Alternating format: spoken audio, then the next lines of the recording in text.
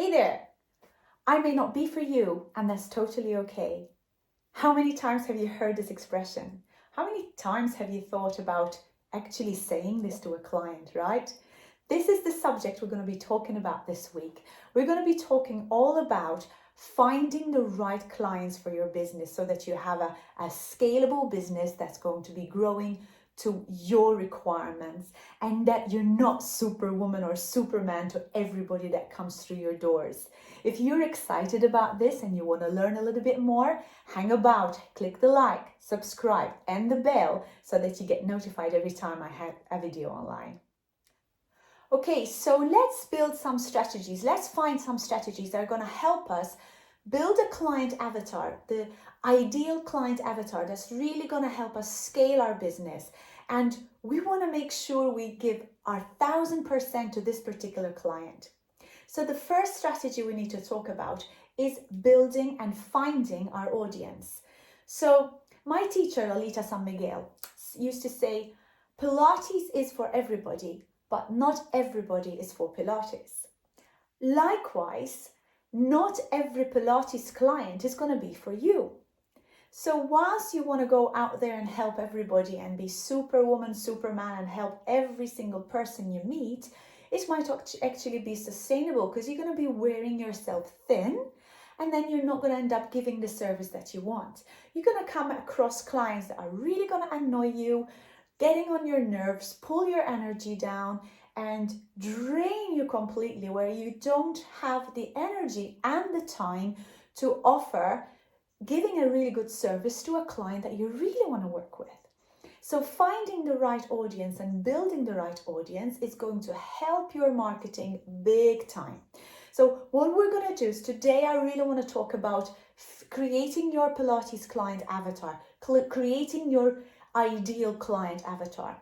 Then once we figure out who that client is, then you're going to build up a marketing strategy targeting solely that particular Pilates client. So the next strategy is going to be following your experience. As a new teacher or a new Pilates studio owner, you're going to go out there and try and spread your wings all over the place, right? You want to really gain as many clients as you can and build your audience. I get that. But then once you start creating more classes, giving more classes, you're going to gain experience. And it is this experience that is going to give you the knowledge as to who you want to work with and who you don't want to work with. You're going to figure out which clients make you tick, which clients you absolutely loathe to work with, which clients you feel comfortable with, which scenarios, which situations, whether you like to teach group classes, whether you like to teach individuals, whether you want to be teaching seniors or maybe real strong Pilates fitness classes. So once you gain that experience, you're going to start creating your niche, figuring out what you like and not like, and then building that niche audience based on that experience. So the next strategy is going to be about narrowing it down. So I'd like you to do a little exercise here. Write down a list of your 10 all-time favorite students. So if you've got, figure out who your 10 new, oh God, put your teeth back in, 10 all-time favorite students of yours. So you know them, right? You know how they work. You know the ones that perhaps come in early because they're so excited about working with you. You know how they make you feel when you're working with them, and you know how you make them feel when you're teaching them. You know the communication that comes across both of you, the connection that you get when you're working with them. You know the ones I mean. So think about the things that make them want to come to your classes. What is it that has maybe made the sessions fly? They didn't realize that the hour is gone, and they feel like, oh, they could have another hour with you. Maybe what gender do they fall in? Are they females? Are they males? What age group do they fall in? What profession are they? Are they VIPs? Are they mothers? Are they seniors? Are they athletes? Were they referred to you by somebody? And if so, by whom? And what problems did you solve for them? You know, were they specifically coming for a reason to you. And this is a very important thing to understand. Most people come to Pilates because they have a pain that they want to get rid of. Most people, and I'm not talking about a physical pain that they want to get rid of. What I'm talking about is think about the athletes. They might be physically extremely fit, but they might have a technique that they're not, that they want to improve. So they want Pilates to be able to build that core strength, to give them the edge over their competitors, and then increase their personal bests. So that's the pain point that I'm talking about. Or maybe the mothers who want to have a healthy life, they have a crazy life at home with their children, but they feel that they're perhaps getting a little bit of strain on their back or on their neck because they're picking their kids up, and that's the pain you're creating, that's the pain you are dissipating for them. And it could be the VIP, it could be the office worker, it could be the extremely busy attorney or the politician or whatever, who have got such a stressful life, and then they want Pilates to help them feel good, to help them reconnect. And these are the people that you want to be considering. Who are my clients? Who really is my perfect client avatar? Who am I going to say I really feel comfortable in working with? So once you know this client avatar, dig deep to another level to figure out how then you can help them.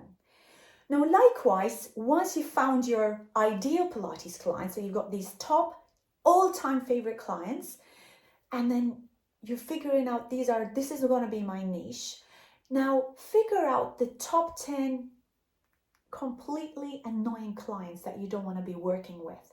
Why am I asking you to do this? Because once you've figured out who you don't want to be working with, you know that you're not going to be including that in your schedule. You're not going to be including that in your marketing strategy. For example, I know for me personally, I do not like teaching prenatal group classes. Why is that? Purely because whenever you have prenatal ladies coming to your classes, you're going to have ladies that are coming from different trimesters into the same session. Now, if you've ever been pregnant, if you're not pregnant, if you maybe had a wife who's pregnant, that the client has got different requirements through every single trimester of their pregnancy. So a client who's in their first trimester in the pregnancy is going to have completely different needs to a client who's right in their last trimester and about to give birth. And I feel it's a complete disservice to my clients that I give group prenatal Pilates classes. And even so, a pregnant lady will have a different pregnancy from one child to another. So in my view, and this is my opinion, why should I teach prenatal group classes? So that for me would be a total absolutely, I don't want to be teaching that. Then we're looking at what other clients am I not wanting to teach? So make a list of these clients. Maybe, again, the age group. Maybe you don't want to be teaching seniors. Maybe you don't want to be working on pathologies. Maybe you don't want to be working with athletes. And figuring all this out, you're going to completely eliminate that from your future strategies. And then you're going to get a clearer mind, clearer vision of where you really want to be. So you've got your ideal client, you've got the ideal non-client, and then you're going to figure out where you want to be. So the next strategy is going to be to distinguish your expertise and find your why. So your story starts with being authentic. Okay, you have to be authentic. You need to be totally yourself when you're dealing with clients. If you are passionate about the teaching that you're giving, then clients are automatically going to come to you. They're automatically going to respond to any kind of advertising material, any kind of publicity that you're going to be putting out there. So you probably think that there are so many other competitors in your area and they're doing the same thing. And what's going to make you different to what they're doing? Well, every single person has a superpower. I believe we all have a superpower. You just need to distinguish what your superpower is. Now, what could it be? Is it that you're perhaps amazing at tactile cueing? Or perhaps you have x-ray vision so you can see a person's misalignment straight away? Or maybe your superpower is that you have such a good knack for injuries. You figure out how to help clients with their injuries. Or maybe your superpower lies with more physical aspect. Maybe you manage to get your clients to sweat before they finish their hundreds. So figure out, and maybe you can write a list of what you think, what are the compliments that you get from your clients. It's not just necessarily what you think your superpower is, but maybe your clients say, oh my God, you worked me so hard today. I feel that I've had the best workout ever. So in that case, you think, okay, I really can work clients and give them a serious workout. Or perhaps you've been given really good feedback from injury clients and you've managed to help clients through injury in a very short period of time. So figuring all this out is going to help you narrow things down even deeper to getting your strategies right. Now, if you still can't figure out your why, I'd like you to do this little exercise. Put yourself into your client's shoes and imagine that you're your client and you're wanting to write out a little article or little letter or something that is going to identify who their perfect teacher is going to be. Maybe their perfect teacher is going to be somebody who is going to help them relax a little bit more. Maybe their perfect teacher is going to help them increase their personal best if they're an athlete. Maybe their perfect teacher is going to help them remove their pain very quickly or fix their injury very quickly. Also think about the schedule, think about the time, think about the location. Maybe your client, your ideal client, wants to work on equipment. Maybe they're not fussed about working on equipment. So figuring all this out, what your ideal client wants is going to help you achieve that strategy to be able to help them. Now, the last thing is going to be for you to create actionable Pilates business marketing strategies. What does that mean? Okay, more than ever, we really need to be transparent with our clients. Basically, in our industry, we have to build trust. We are working very close to individuals. We need to develop relationships. And you can only develop good relationships by building trust. So in our industry, trust is like currency. Whilst you are building relationships with clients and gaining their trust, you can't live on just giving a session or giving a workout or helping them remove their pain. You need to create experiences.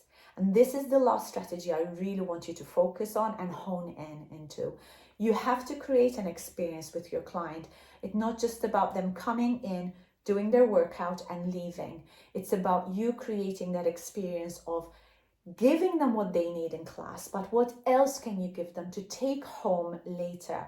Being genuinely interested in your client, being genuinely interested in helping them. And most of the time, you're going to get to find this out with your conversations with them. And ideally, you have gone through an induction process with them when they first started to be able to figure out their pain. Now, I'm going to be talking about that in my next video. So in the meantime, I'd like you to do all these exercises to be able to create this ideal Pilates client avatar. And I want you to be ready to take the next action, to go to the next level.